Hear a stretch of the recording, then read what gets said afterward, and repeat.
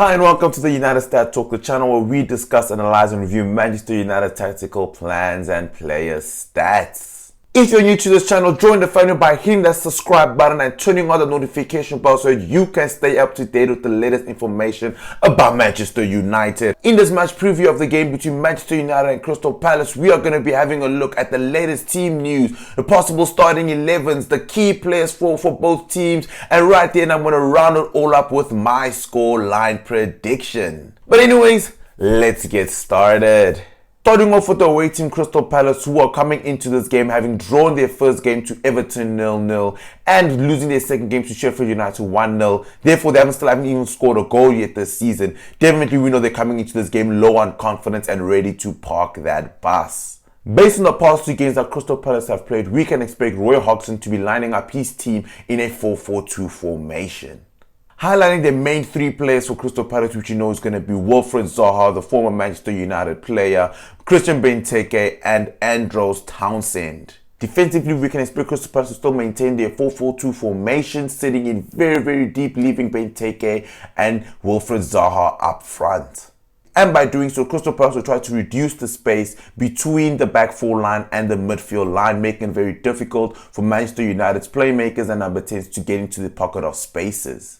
Since we know that Crystal Palace are coming into this game being the underdogs, we know that Crystal Palace are planning to hit Manchester United on the break. And when they hit Manchester United on the break, we can expect them to transition into more of a 4-3-3 formation, where we will be seeing Andros Townsend joining up with Christian Benteke and Wilfried Zaha.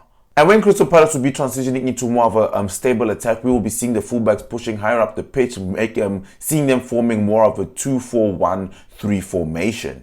So that is what we can definitely be expected to be seeing from Crystal Palace in this game. Having drawn, won and lost our last three games against Crystal Palace at Old Trafford, the main question that really beckons me is the fact that will we be able to make it 2 wins out of 3? I think it will really be possible this season because, I mean, we have a way better defense. We look much better going forward this season. But anyways, let's have a look at our possible lineup. The possible starting 11 that we can expect from Solskjaer's Manchester United is him still sticking to his 4-2-3-1 formation with De Gea in goals, left back being Luke Shaw, right back being Aaron Wan-Bissaka, who will be playing against his former club, two centre backs being Harry Maguire and Victor Lindelof. In the midfield, we can still expect to see Pogba partnering up with Scott McTominay in holding mid. Playing number 10, we can still expect to see Jesse Lingard. And the wingers on the left, we can expect to see Marcus Rashford. On the right, Daniel James. Up front, we already know it's going to be Anthony Martial. When transitioning into attack, we can still expect to see Manchester United moving in a 2-3-4-1 formation. In the middle of the park, we can expect to see a lot of movement in this game from Jesse Lingard and Paul Pogba in order for them to try to move the defensive line and try to cause a lot of disruption in the game to try to create chances and make things happen for us up front. Out wide, we can expect to see Aaron Wan-Bissaka and Luke Shaw availing themselves in order to get in and behind the defense by creating a lot of overlapping runs in order to commit more bodies forward, in order for us to be able to whip in a lot more crosses in this game and create more opportunities.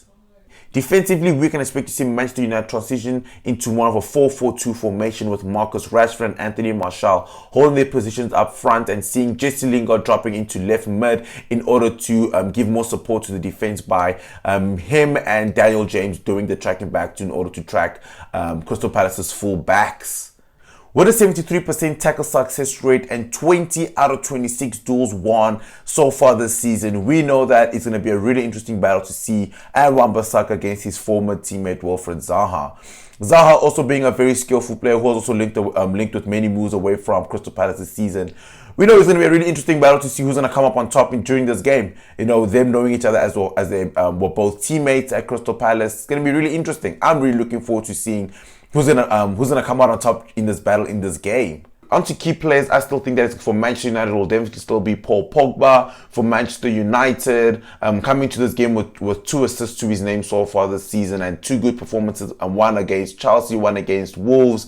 Azil seems coming into this game, delivering another good performance, proving his haters wrong again after following the racial abuse that he received after missing a penalty against Wolves. I still see him coming in this game to prove people wrong, proving to people that he's a professional and world-class player. On to key players for Crystal Palace in this game will definitely be Wilfried Zaha. a former Manchester United player who's definitely going to come to Old Trafford, wanting to still trying to prove a point as to the fact that he's still a good player, and also with all his qualities and really good abilities, I still think that he'll really be a threat against us when going forward in this game. On to scoreline predictions, I see Manchester United walking away with a comfortable 3-0 win against Crystal Palace, with Anthony Martial getting a brace, Marcus Rashford getting a goal, Pogba getting an assist, and that's what I think. I think that's what the scoreline will be at the end of this game. But anyways, let me know in the comment section below, what are your thoughts on going into this game of Manchester United versus Crystal Palace. Let me know what you think will be the possible scoreline and what you could possibly expect to be seeing from Solskjaer or Manchester United in this game. If you like this video, smash that like button and follow us on our social media platforms on Twitter and Instagram at United Stat Talk. And if you haven't joined the family yet, hit that subscribe button and turn on the notification bell so that you can stay up to date with the latest information about Manchester United. But anyways, until I see you the next time, peace!